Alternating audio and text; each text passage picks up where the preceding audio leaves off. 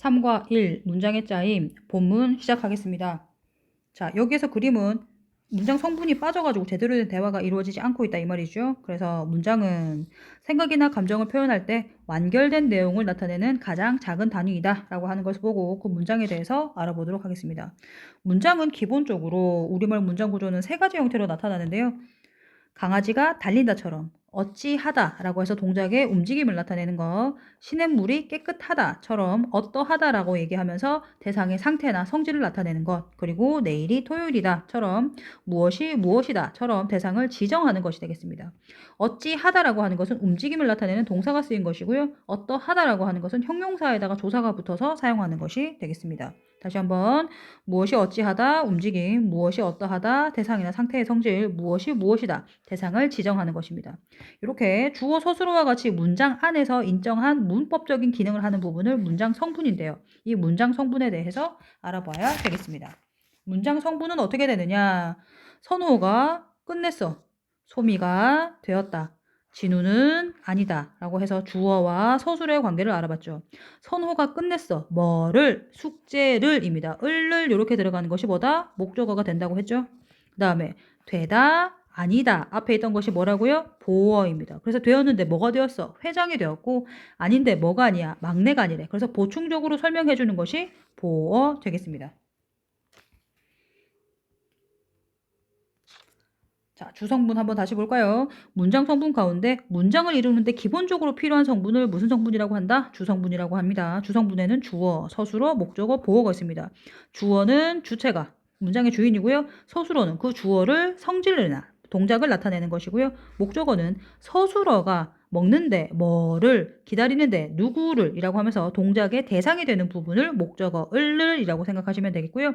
보어는 되다 아니다의 서술어 앞에서 보충 설명해 주는 거. 되었어. 뭐가? 얼음이 되었어. 아닌데 뭐가 아니야? 유치원생이 아니다. 이렇게 들어가겠습니다.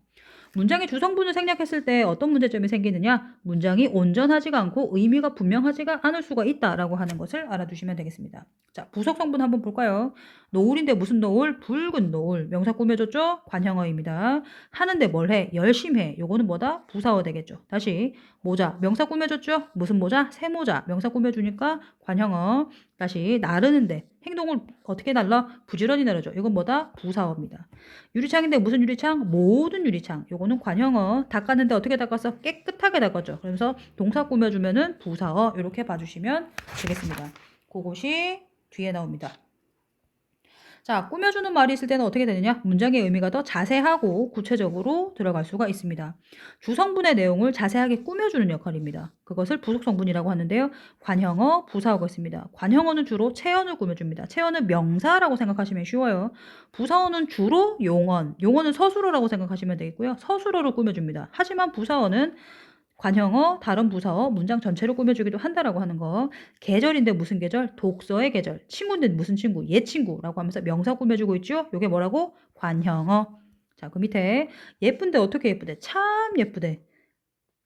헌책이래. 근데 무슨 헌책? 아주 헌책. 그러면서 헌을 꾸며줬죠?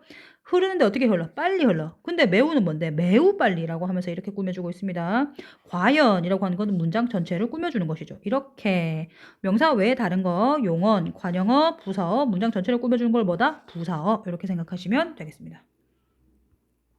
자, 그 다음에 경시가 우와, 네. 요건 전부 다 뭐다? 독립성분입니다. 이 독립성분의 말 자체를 볼까요? 다른 성분과 직접적인 관계를 맺지 않고 라고 하는 걸 봐주셔야 되겠어요. 문장의 다른 성분과 관계를 맺지 않고 독립적으로 쓰이는 성분이다 라고 하는 거 부름, 감탄, 응답 등이 있습니다 라고 알아주시면 되겠습니다. 자, 이제 문장의 짜임 본격적으로 볼까요? 혼 문장과 겹 문장을 봐주셔야 되겠는데요. 홑 문장이라고 하는 것은 주어와 서술어의 관계가 한 번만 나타나는 것이 홑, 한 개란 뜻이고요. 겹은 겹쳐졌다는 뜻이죠. 주어와 서술어가 두 번 이상 나타나는 문장이 되겠습니다. 버스가 달린다. 홑 문장이지요. 나는 치웠어.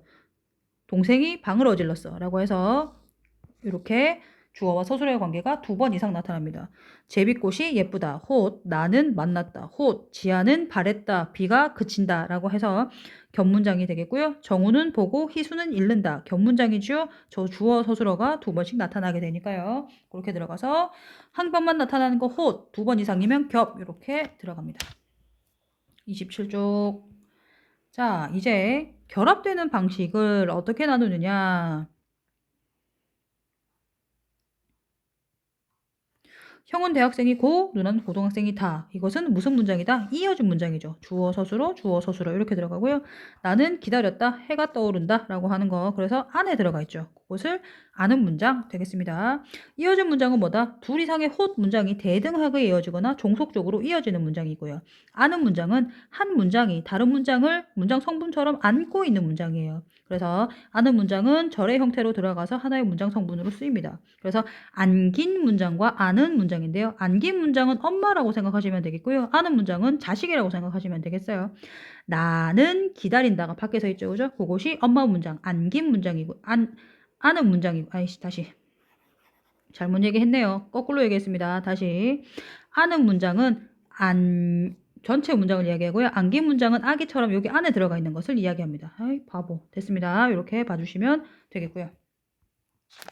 자, 그 다음. 연결 어미를 사용하면서 만들어 봅시다. 어미라고 하는 것은 뭐뭐 하고, 뭐뭐 해서, 뭐뭐 하고, 뭐뭐 해서 라고 하는 것이 들어갑니다. 이러한 어미를 통해 가지고 대등적, 종속적 이렇게 들어가는데요. 용언의 어간에 붙어서 연결 어미를 하는 것인데요. 대등적으로 하는 연결 어미는 나열, 대조, 선택이 있습니다.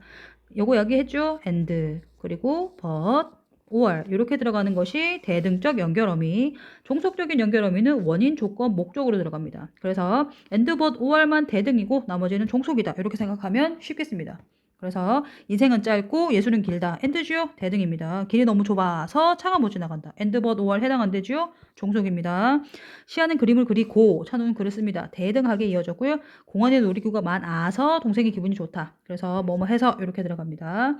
이게 문장이 뭐냐면 혼 문장의 순서를 바꾸어서 만들면 대등한 것은 문장의 순서를 바꾸어도 자연스럽고 종속적인 것은 문장의 순서를 바꾸면 말이 어색해진다라고 하는 거 알아두시면 되겠습니다.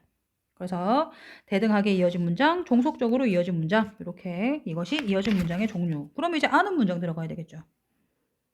자, 농부는 기다린다. 뭐를? 농사가 잘 되기를 기다린다. 라고 하면서 명사형을 만들어서 문장 안에서 목적으로 쓰였죠. 이것은 명사절을 아는 문장이고요. 지수가 그 일을 해냈. 이라고 하면서 명사형 마무리를 지어서 어미를 써서 주어, 문장에서 주어로 쓰였죠. 그래서 이것은 명사절을 아는 문장 되겠습니다. 나는 들었어. 소리, 무슨 소리? 아기가 우는 소리라고 하면서 소리를 꾸며주는 관형어의 역할을 하니까 관형절 되겠습니다. 민우는 뛰었는데 어떻게? 땀이 나게 라고 하면서 부사형 어미를 써서 부사어를 만들었죠. 그래서 이것은 부사절을 아는 문장. 승재는 뭐? 어떤데? 마음씨가 고와 라고 하면서 승재를 서술하는 거죠. 그래서 서술절이 되겠습니다.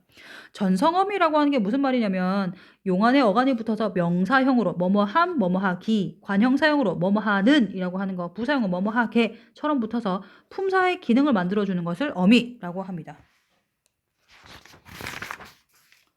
그 다음 인용하는 말이 들어가는데 인용하는 말은 따옴표가 있고 따옴표가 없고의 문장가 있죠.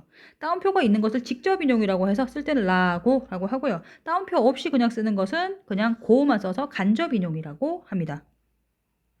남주는 할아버지께서 취미로 화초를 기르신다 하면서 직접 인용했죠. 그래서 라고 붙여주시고요. 할아버지께서 취미로 화초를 기르신다 라고가 아니고 뭐고? 고라고 해서 간접 인용입니다. 이것의 차이점은 뭐다? 따옴표가 있으면 직접 인용, 따옴표 없으면 간접 인용 되겠습니다. 자, 아는 문장은 어떤 절이라고 하는 것은 주어와 동사라고 하는 것이죠. 그것을 안고 있는 에 따라서 명사절, 관형절, 부사절, 서술절, 인용절을 아는 문장이 있습니다. 라고 하는 거 봐주시면 되겠습니다. 끝!